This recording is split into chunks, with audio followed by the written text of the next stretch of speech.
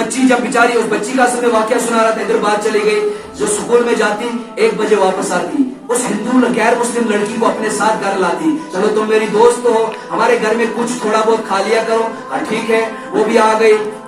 جب گھر پہنچے 1 بجے اس کی ماں نے معمول بنانا شروع کر دیا کہ میری بچی کے ساتھ ایک غیر مسلم لڑکی آتی ہے، کہیں اس کو یہ دل میں خیال نہ آئے کہ مسلمان ظلم کرتے ہیں، کہیں یہ خیال نہ آئے کہ مسلمان قاتل ہیں، کہیں یہ خیال نہ آئے کہ مسلمان بے حیا ہیں۔ اس کو لگنا چاہیے کہ حیا اگر کسی کے پاس ہے تو مسلمانوں کے پاس ہے، اگر عزت و عصمت کی حفاظت کسی کے پاس ہے تو مسلمانوں کے پاس ہے، اگر کسی کے پاس دیانتداری ایمانداری ہے وہ مسلمانوں کے پاس ہے۔ چنانچہ اس کی ماں اپنی بچی کو قرآن پڑھاتی، یہ غیر مسلم لڑکی دیکھتی رہتی، کیونکہ قرآن میں ایک اثر ہے بزرگوں دوستوں، قرآن میں ایک ایسا اثر ہے 1400 سال گزرنے کے بعد بھی جب آج قرآن اس کو پڑھتے ہیں، جب مفسر اس کی تفسیر کرتے ہیں، جب امام اس کو تلاوت کرتا ہے، اللہ کی قسم اس کے اندر وہ چاشنی ہے، اس کے اندر وہ لذت ہے، اس کے اندر وہ مزہ ہے۔ آپ دیکھیں نیٹ پر وہ بڑے بڑے قاری قرآن جب قرات کرتے ہیں انسان کو آنسو آ جاتے ہیں، ہزاروں غیر مسلم قاریوں کی آواز سن کر مسلمان بنتے ہیں۔ یہ 1400 سال گزرنے کے بعد بھی قرآن کے اندر اثر ہے، دنیا کی کسی کتاب کے اندر یہ اثر نہیں ہے جو قرآن کے اندر موجود ہے، یہ اثر قیامت تک باقی رہے گا۔ اس بچی کو قرآن پڑھاتی، وہ ہندو غیر مسلم لڑکی دیکھتی رہتی، آہستہ آہستہ اس کا دل مائل ہو گیا۔ اس نے اپنی اس دوست سہیلی کی ماں کو کہا کہ مجھے بھی آپ کلمہ پڑھائیں گے؟ چھوٹی بچی ہے، اثر دیکھیں، اس نے اس کو کلمہ پڑھا دیا، اس نے بھی قرآن پڑھنا شروع کیا۔ قرآن پڑھتے پڑھتے اس کی عمر 10ویں جماعت 12ویں جماعت جب پہنچ گئی، اب اس کی عمر شادی کے قابل ہو گئی، لیکن وہ تھی ایک متشدد غیر مسلم گھرانے کی، یعنی کہ اس کا گھرانہ کٹر غیر مسلم تھا، کٹر مذہبی تھے وہ، یہ آپ سمجھ لیں، بالکل متشدد۔ گھر والوں نے غیر مسلم کٹر متشدد کے ساتھ اس کی شادی فکس کر دی۔ اب یہ بچی روئے، اے اللہ میں نے تیرا کلام پڑھا ہے، میں نے تیرے نبی صلی اللہ علیہ وسلم کا کلمہ پڑھا ہے۔ گھر آتی خاموشی سے نماز پڑھتی، گھر آتی خاموشی سے وہ سبق پڑھتی رہتی زبان سے، سارا گھر میں بڑی بڑی تصویریں لگی ہوئی ہیں، ان سب کی اشاروں میں سمجھاتا ہوں، گھر میں بڑے بڑے فوٹو لگے ہوئے ہیں، گھر میں لوگ پتھروں کے سامنے جھکنے والے ہیں، گھر میں لوگ کوئی نماز پڑھنے والا، لیکن اس بچی کو جو قرآن کی محبت دل میں اتر گئی بزرگوں اور دوستوں، یہ چپکے سے نماز پڑھے، چپکے سے تہجد پڑھے، اللہ سے کہے اے اللہ میں نے تیرا کلام دل میں بسایا ہے، اے اللہ اس کلام کو ضائع نہ کرنا، میں نے ایمان تیرے نبی پاک پر لایا ہے، اے اللہ میرے اس ایمان کو ضائع نہ ہونے دینا۔ لیکن جب شادی طے ہو گئی، اب یہ کیا کرے بیچاری، اس کا قرآن پڑھنا تو لگ رہا ہے ضائع ہو گیا، اس کی نماز پڑھنی تو لگ رہا ہے ضائع ہو گیا۔ استانی سے مشورہ کیا، سہیلی کی ماں سے پوچھا میں کیا کروں، کہا شادی کے لیے اقراری بھر دو، شادی کے لیے تیار ہو جاؤ، کوئی بات نہیں ہے تم شادی کر لو، اللہ مدد کرے گا، تم نے اللہ کا کلام پڑھا ہے، تم نے نبی پاک صلی اللہ علیہ وسلم پر ایمان لایا ہے، تم گھبراؤ مت، پریشان نہ ہو جاؤ، اللہ تمہارا حامی ہے، اللہ تمہارا مددگار ہے، اللہ تمہارا ساتھی ہے، وہ تمہارے ایمان کو ضائع نہیں کرے گا۔ جب اس کی شادی ہو گئی، شادی ہونے کے وجہ سے سہیلی کو بھی دعوت میں بلایا، استانی کے کہنے پر شادی فکس ہو گئی۔ اب جب استانی بھی شادی میں آئی، اس نے ایک گفٹ لایا، قرآن کو پیک کیا ایک لفافے کے اندر، اس کے اندر اس کو گلاف باندھا، گلاف کے اندر اس کو اچھی طرح سے بند کیا۔ جب یہ بھی شادی میں برقعے میں پہنچی، اس نے شادی میں اس لڑکی کی ماں سے کہا تمہیں میرے ساتھ ایک وعدہ کرنا ہے۔ کہا کیا وعدہ؟ کہا جو آپ کی بچی ہے یہ میری بیٹی کی سہیلی ہے، میں نے اس کے لیے یہ گفٹ لایا ہے لیکن اس کو کھولنا نہیں ہے، یہ گفٹ اسی طرح بند پیک گفٹ اس کے حوالے کرنا ہے، اور اسے کہنا جب تم سسرال میں پہنچ جاؤ گی، وہاں پہنچنے کے بعد جب تم کمرے میں اطمینان سے اکیلی بیٹھو گی تب اس گفٹ کو کھولنا۔ اب وہ بیچاری رو رہی ہے اندر سے، اس کو یہ فکر نہیں ہے کہ میری شادی ہوگی، اس کو یہ فکر نہیں ہے کہ میرا خاوند دوسرے مذہب کا ہے، اس کو یہ اس کو اپنے ایمان کی فکر ہے۔ اللہ میں نے یہ میٹھا لا الہ الا اللہ پڑھا تھا، میں نے میٹھا اشہد ان لا الہ الا اللہ پڑھا تھا، میں نے الحمد شریف پڑھی تھی، میں نے قرآن کو ناظرہ کیا تھا، میں نے قرآن کے ایک ایک حرف لفظ پر لفظ پڑھا تھا، اے اللہ لگتا ہے وہ ضائع ہو گیا، تیری مدد کے انتظار میں ہوں اے اللہ، تیری رحمت کے انتظار میں ہوں اے اللہ، تیرے رحم کے انتظار میں ہوں اے اللہ۔ اب تو میری شادی اس انسان سے ہو گئی جو دوسرے مذہب کا ہے، اے اللہ شوہر ہونے کے ناطے تو مجھے اس کی باتیں ماننی ہے، اے اللہ کوئی انتظام کر دے میرا ایمان بچ جائے۔ یہ بچی یہی دعا کر رہی ہے۔ جب کمرے میں پہنچی، رات ہو گئی، تنہائی ہو گئی، اگلے دن دوسرے دن تیسرے دن اس کا شوہر ڈیوٹی پہ جب چلا گیا تو اس نے سوچا کہ استانی نے کچھ گفٹ بھیجا ہے، देखो तो सही कि वो गिफ्ट क्या है, देखो तो सही कि उस्तानी ने क्या भेजा है। जब देखा अंदर से खोलकर, उसमें कुरान करीम है। उसके आगे में क्या है? उसमें कुरान करीम है। कुरान करीम उसके अंदर था। उस बच्ची ने कुरान करीम को खोला, सीने से लगाया, चूमा उस कुरान करीम को। अब वो बच्ची तिलावत कब कर रही है? जब उसका शौहर ड्यूटी पे चला जाता था, चुपके से तिलावत करे।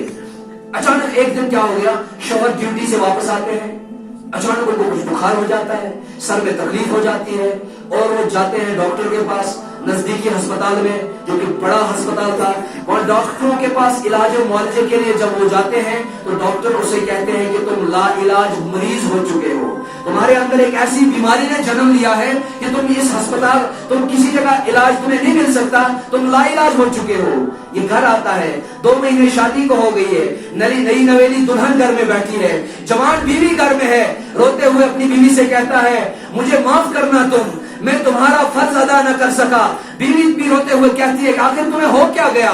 कहा असल में मुझे चंद दिनों से कुछ तकलीफ हो रही थी, मैं डॉक्टरों के पास गया, डॉक्टरों के पास पहुंचा, डॉक्टरों ने मुझे लाइलाज करार दिया, मेरा अब दुनिया में कहीं इलाज नहीं हो सकता, मैं चंद दिनों का मेहमान हूँ, मैं चला जाऊंगा, मेरे मरने के बाद तुम्हें जो मर्जी है तुम कर लेना, मेरे मरने के बाद तुम्हें जिससे पसंद हो तुम शादी कर लेना, मैं ठीक तो नहीं हो सकता।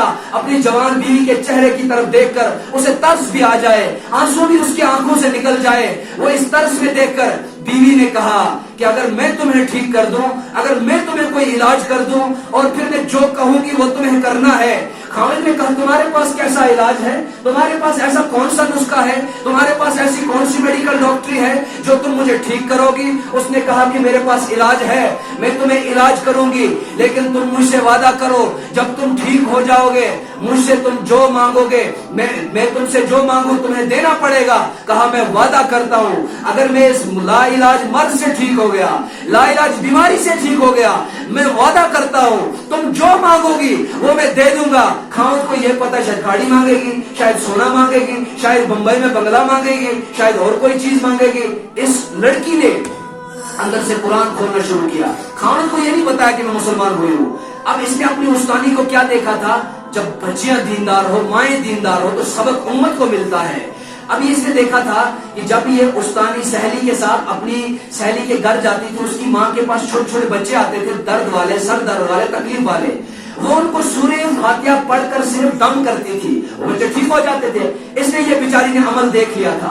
अब इसका यकीन, नए मुसलमान का यकीन तो बहुत मजबूत होता है। 80-100 बार भी पढ़ा अलहम्दुलिल्लाह शरीफ ना, मौलवी साहब एक मंदिर देसी ना, अब ना जी धोतरा और दे उसना, यकीन ही नहीं, हमारा यकीन खत्म हो चुका है, हमें यकीन नहीं है। हम खुद 100 मरतबा भी बिस्मिल्लाह शरीफ पढ़कर किसी को फिर भी यकीन नहीं है ना, इमाम साहब को फिर खड़सस की पता हस्ता बिस्मिल्लाह जिंदा त्रिड़ा मत हो सीजेर जबरा बगैर।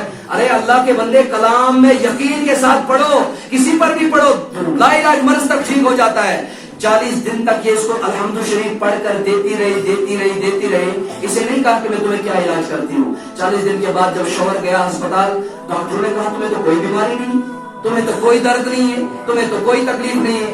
ये खुशी से घर आया, बीवी को सीने से लगाया, उसे कहा कि बताओ मुझे तुम्हें क्या इनाम चाहिए, और इनाम के साथ मुझे ये कहो कि तुमने कैसे मुझे ठीक किया। बीवी ने सारा किस्सा सुनाया। कहा तुमने शर्त वादा किया कि तुम वो इनाम मुझे जरूर दोगे। कहा तुम बताओ तो सही तुम्हारे पास क्या है ऐसा। कहा कि मैं जब छोटी थी मेरी एक मुसलमान लड़की से दोस्ती थी, मैं उनके घर जाया करती थी, उसकी माँ उसे लंच के टाइम कुरान पढ़ाती थी, मुझे आहिस्ता आहिस्ता उसकी असर होने लगी, मैंने भी कुरान पढ़ना शुरू किया। मैं उसी दिन मुसलमान बन चुकी हूँ, लेकिन मैंने अपने इस्लाम को छुपाया था, अपने कुरान को छुपाया था। लेकिन आज जब तुम लाइलाज मरीज बन चुके थे, मैं अल्लाह से दुआ कर रही थी, अल्लाह मेरे इस्लाम को किसी न किसी तरीके से बचाना, या अल्लाह मेरी शादी एक गैर मुस्लिम के साथ हो गई है। खालिद ने कहा तो तुम क्या पढ़ती थी? कहा मेरी उस्तानी ने मुझे कुरान पढ़ाया है, उसके पास जब छोटे छोटे बीमार बच्चे आते थे वो उनको दम करती थी, वो ठीक हो जाती थी, मैंने भी तुम्हें वही दम किया, वही सूरह फातिहा पढ़कर दम किया। कहा मुझे भी वो किताब दिखाओ। किताब दिखाई, उसने भी पढ़ा अशहदु अल्ला इलाहा इल्लल्लाह व अशहदु अन्ना मुहम्मद रसूलुल्लाह। दोनों मुसलमान हो गए और दोनों के फिर खानदान खिलाफ हो गए। वो उठकर फिर दोनों सऊदी अरब चले गए और आज वो सऊदी अरब में सेटल है और ईमान पर कायम व दायम है और कुरान करीम पर कायम व दायम है। बुजुर्गों दोस्तों, ये कुरान की अजमत है। اللہ ہمیں قرآن کی عظمت نصیب فرمائے، اللہ ہمیں ہمارے بچوں کو حافظ بنائے، عالم بنائے، مفتی بنائے۔ وآخر دعوانا ان الحمدللہ رب العالمین۔ میں گزارش کرتا ہوں کہ ان بچوں کو، وہ جن کو دستار بندی، جنہوں نے ناظرہ قرآن کریم مکمل کیا ہے، اصل میں یہ ایک ٹریننگ ہے، یہ ایک ٹریننگ ہے۔ ناظرہ مکتب کے اندر ٹریننگ ہے۔ ہمارا جب مدرسہ شروع ہوا یہاں پر ایک مکتب چلتا تھا، آپ حضرات کو پتہ، سارا حلقہ اس کے ساتھ جڑا ہوا تھا۔ کچھ بچے ایسے تھے جو پڑھ ہی نہیں پاتے تھے، لیکن جب میں یہاں آیا، یہاں کے اللہ کے نیک بندوں نے میرا ساتھ دیا۔ مدرسہ جب ہم نے شروع کیا، میں نے اسی دن قانون بنایا کہ ہم ہر مسجد کے ساتھ ایک مکتب کھڑا کریں گے۔ ارے مدرسے کے اندر تو وہی بچے آئیں گے، وہ 10 ہوں گے، 20 ہوں گے، 30 ہوں گے، لیکن مکاتبوں کے اندر وہ بیچارے سینکڑوں بچے، وہ 20 کی تعداد میں، 100 کی تعداد میں جو بچے ہیں جو قرآن سے محروم رہ جائیں گے۔ میں نے ہر مسجد کے ساتھ ایک مکتب علماء کرام کے مشورے سے قائم کیا۔ الحمدللہ ہمارے اس وقت 7 مکاتب چل رہے ہیں جن میں اچھی خاصی محنت ہو رہی ہے۔ ہر بچے کے کان تک قرآن کی آواز اللہ کے فضل سے پہنچ رہی ہے، ہر بچی کے کان تک اللہ کے فضل سے قرآن کی آواز پہنچ رہی ہے۔ یہ ٹریننگ کورس اصل میں یہ ہے کہ ان بچوں کے دلوں کے اندر شوق پیدا ہو جائے، یہ مدرسوں کے اندر جائیں گے، پھر یہ حافظ کریں گے، پھر یہ مفتی بنیں گے، پھر یہ عالم بنیں گے، پھر یہ امت کی رہبری کریں گے۔ اللہ ان بچوں کا قرآن کریم کو ناظرہ مکمل تکمیل کرنا اپنی بارگاہ میں قبول فرمائے، اور ان کے لیے، ان کے والدین کے لیے صدقہ جاریہ بنائے، اور ہمارے لیے برکت اور راحت کا سبب بنائے۔ آمین یا رب العالمین۔